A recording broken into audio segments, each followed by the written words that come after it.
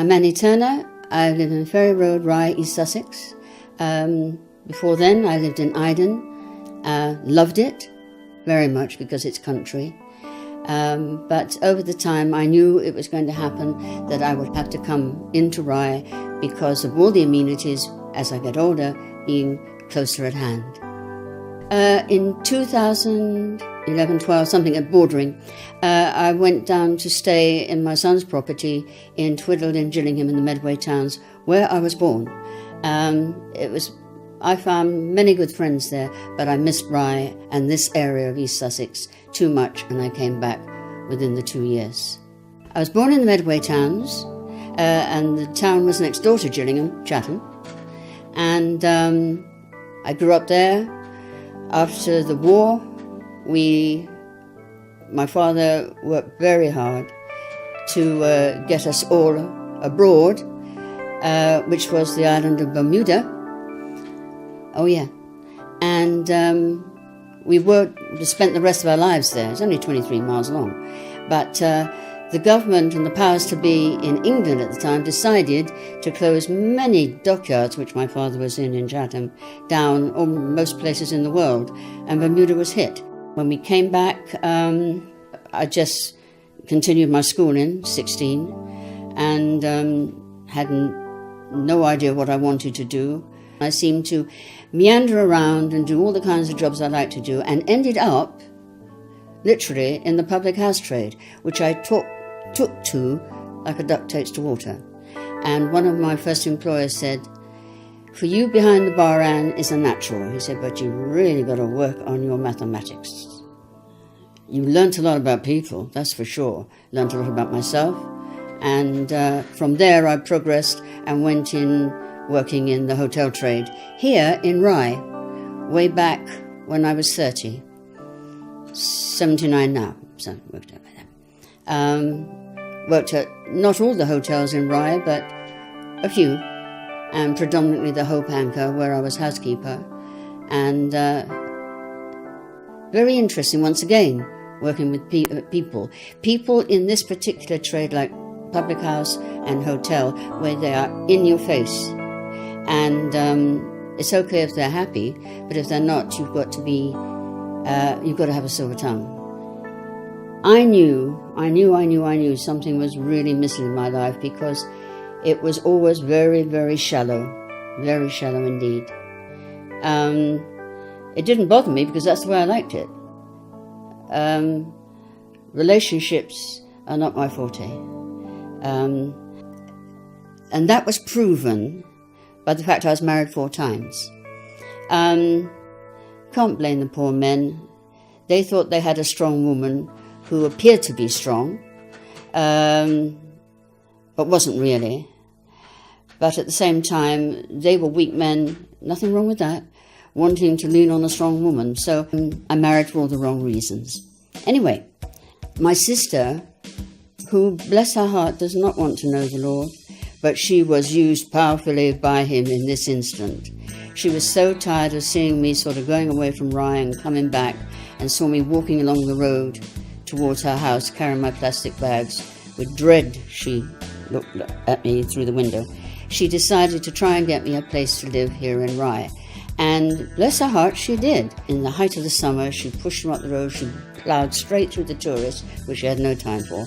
And we eventually made our way up to St. Mary's, which is the Anglican church at the top of the hill, like the Citadel. And she said, "I'll wait here and you go down to the house, which I've told you to," she said, "and see if you can get a room there." So I went down, knocked at the door, and very pretty little lady came to the door called Celia Wheeler, has now passed over to be with the Lord now after all these years. And I said, "I heard you had a room to rent." I said, "May I see it?" And she was very kind, very gracious. And she took me and showed me over this place, which was so tiny. I felt quite at home, because I'm very tiny too. She took me up to see the room, etc., etc. And then we were sort of gradually moving, as she obviously wanted to, towards knowing Jesus Christ. And she brought Christianity into the conversation, And as I was sort of listening, I thought, well, show your interest. It might get you the room. That's the way my mind thought then. And I actually got it. And she was so kind, because I had 2 little cats that my husband was looking after in Stevenage, where we had been living. And she said I could bring them. She wasn't animal orientated like I was, but she knew how much they meant to me. And I thought that was very, very kind indeed. And before I left, she gave me a hug and a kiss, and she said, actually, Anne, she said, I don't think you need a room so much as you need Jesus Christ. On that, I totally agree, because I thought that'll clench it. And that's exactly what I did. I went up to St Mary's churchyard and found my sister pushing dear Paul up and down, up and down, up and down.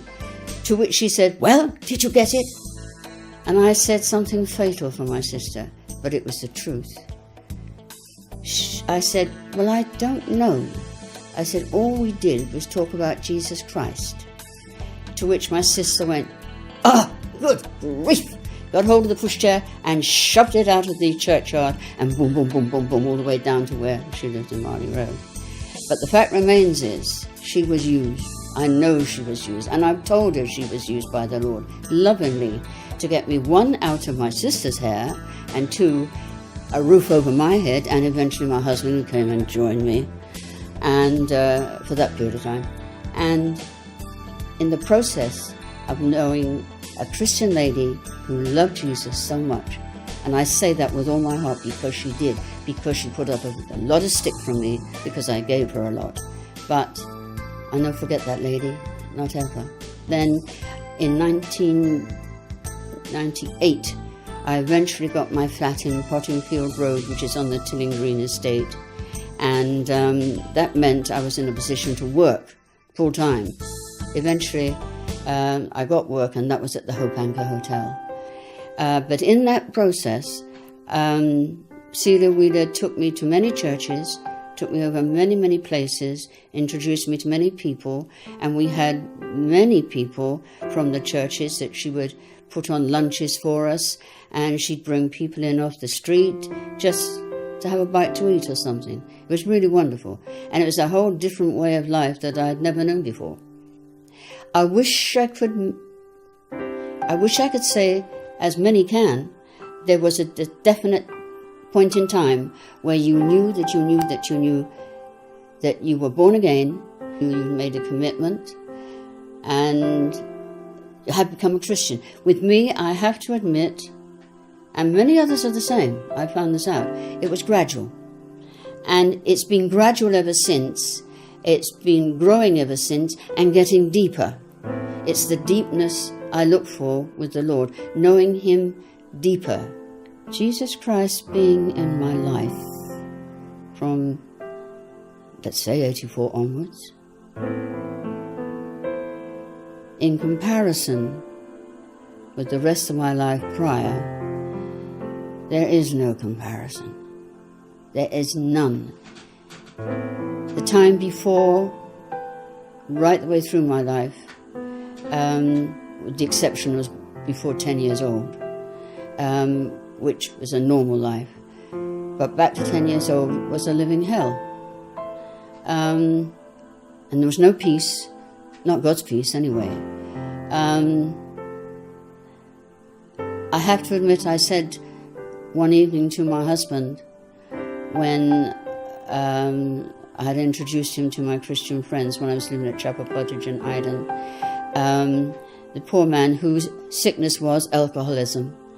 I was so excited, chiefly by reading the Bible. I just love God's Word. I just love it. I love it. I love it. And I was so excited, and I was sitting down with him on the settee and telling him what we were doing. And the poor man, he was 6 foot if he was an inch, he slid down and actually disappeared into the covers. And I looked at him and I said, "You know your problem." I said, "We all know your problem." And I said, "We do our best." I said, "Even you are doing your best, sometimes better than others, to stop drinking."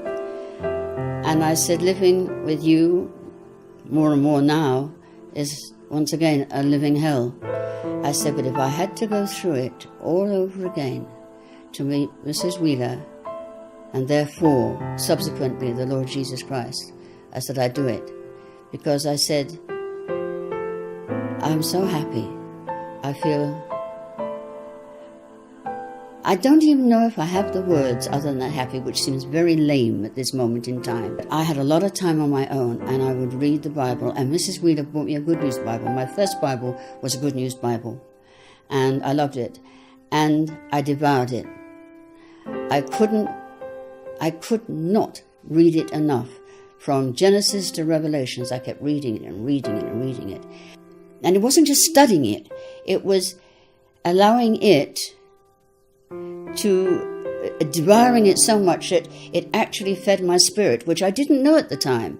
I didn't know what it was doing. I only know I couldn't put the Bible down. Going to church, being part of a church,